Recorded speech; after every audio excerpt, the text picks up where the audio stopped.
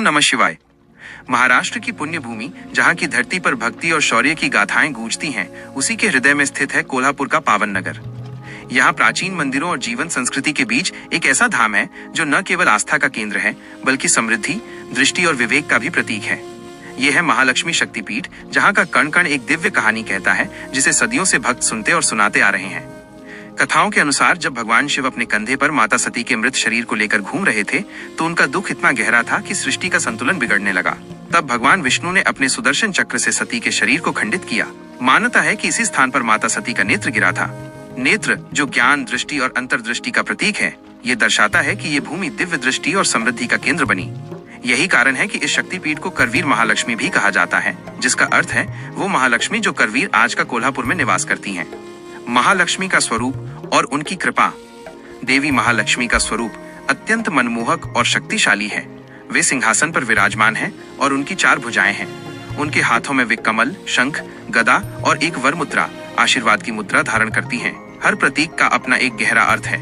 कमल, जो कीचड़ में खिलकर भी पवित्र रहता है, शुद्धता और आध्यात्मिक जागरण का प्रतीक है।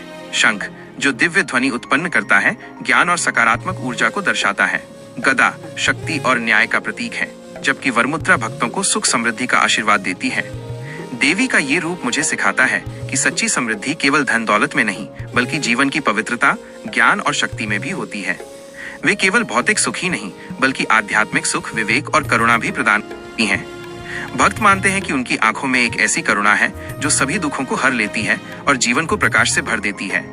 पौराणिक गाथाएं। देवी का निवास।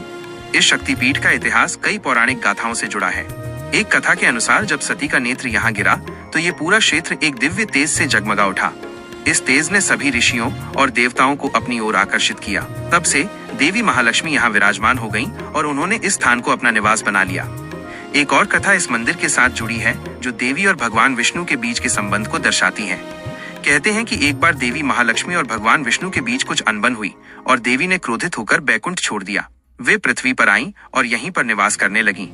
तब भगवान विष्णु ने उन्हें मनाने के लिए यहीं तपस्या की और अंत में उन्हें वापस बैकुंठ ले गए। ये कथा मुझे सिखाती है कि देवी का प्रेम और उनका स्थान कितना महत्वपूर्ण है। देवी की शक्ति, लिंगम और देवताओं का संगम।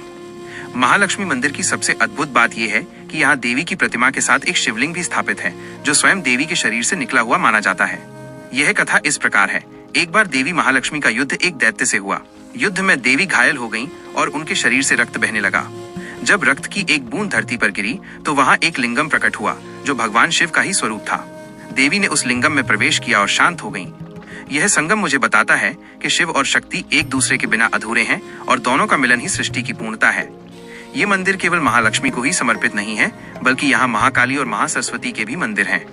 ये संगम मुझे बताता है कि मुझे जीवन में ज्ञान, सरस्वती, शक्ति, काली और धन, लक्ष्मी तीनों का संतुलन बनाए रखना चाहिए। आज का भक्तिमय वातावरण। आज भी कोल्हापुर का ये शक्तिपीठ भारत के सबसे प्रमुख और पूजनीय तीर्थों में गिना जाता है।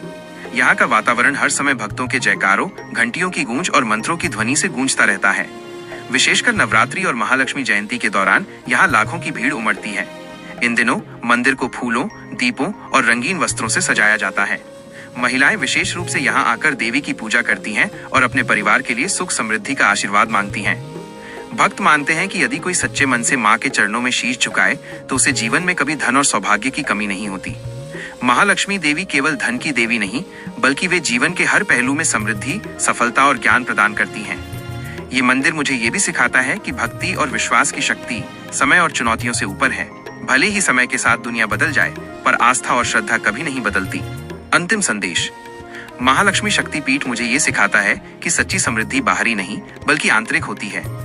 ये धाम मुझे बताता है कि जब मैं अपने जीवन में ज्ञान, करुणा और भक्ति का समावेश करता हूँ, तो माता महालक्ष्मी का आशीर्वाद हमेशा मेरे साथ रहता है।